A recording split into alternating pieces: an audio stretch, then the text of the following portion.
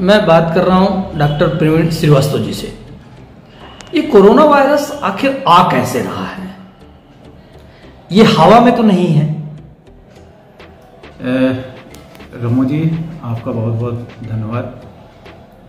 पहली बात तो ये है कि जो वायरस है ये ड्रॉपलेट इन्फेक्शन से आ रहा है, इसीलिए जो साइंटिस्ट हैं या WHO की जो एडवाइजरी होती है जारी की जाती है उसमें ये माना जाता है कि आपको सोशल डिस्टेंसिंग, मास्क और हैंड वॉश यही सबसे ज़्यादा इम्पॉर्टेंट है आपको बचाने के लिए।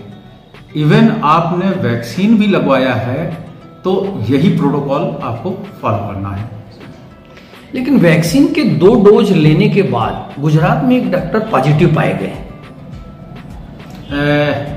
ये बिल्कुल सत्य है कि वैक्सीन आपकी संजीवनी तो है, लेकिन यदि आपने उसके जो हमने आपको बताए हैं कि मास्क लगाना, सोशल डिस्टेंसिंग और क्या कहते हैं हैंड वॉशिंग, यदि आपने ये प्रोटोकॉल फॉलो नहीं किया है तो वैक्सीन से जो एंटीबॉडीज आपके डेवलप हो रही हैं 30 से 50 दिन के बाद, सेकंड डोज लगने के बाद, उससे आपकी पॉजिटिव तो आएंगे, लेकिन जिस तरह से जो डेथ होती हैं या जो और कॉम्प्लिकेशन होते हैं उससे आप बच जाएंगे।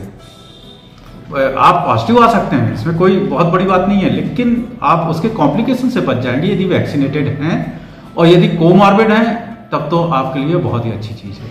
लेकिन जैसे कहते हैं कि ये कोरोना सिर्फ छींक के छिट्टों से, जी मतलब ज्यादातर, तो अगर हम अपने हाथों को रोकें कि हम नाक मुंह में हाथ नहीं लगाएंगे तो बस उतना ही तो बचाव है। बिल्कुल सही कह रहे हैं आप। ये तो यानी आप तो जो यदि आपने पिछले साल की एडवाइजरी देखी हो उसमें सबसे पहले ये लिखा है कि आप अपने हाथ को बार बार नाक और मुंह के पास नहीं ले जाए, चेहरे के पास नहीं ले जाए। ये बिल्कुल सही है, आपका कहना बिल्कुल सही है, कोई इसमें दो राय नहीं है। इसमें तो ये फर्स्ट एडवाइजरी जो गवर्नमेंट ऑफ इंडिया या WHO की थी वो यही थी कि आप अपने हाथ को जितना दूर रख सकें अपने चेहरे से और अपने क्या कहते हैं नाक से, वो जब बार बार आपको करना नहीं है, और कर सकते हैं तो आप इसको अवॉइड करिए। यदि आपकी हैबिट है तो अवॉइड करिए इसको। लेकिन जैसे कहते हैं कोरोना एक जानवरों का या पक्षियों का वायरस था, ये मानव में आने का कोई रीजन? अब उसका तो मैं साइंटिफिक रीजन तो नहीं बता सकता हूँ। ये जरूर है कि जब वुहान में हुआ था तो जो शुरू में हम लोगों को बताया गया कि ये चमगादड़ और जो सांप और इस तरह के पक्षी से में ये पाया गया है, वहाँ से ये लोगों में आया है और जिसकी वजह से ये डेथ हो रही। जो ये लोग इस तरह से लोग इनको खाते हैं या जो इनके से जहाँ पे ये इन्फेक्टेड हैं उनके साथ यदि उस एरिया में रहते हैं तो उनके साथ ये आया है। ये साइंटिफिक यानी बताया गया था।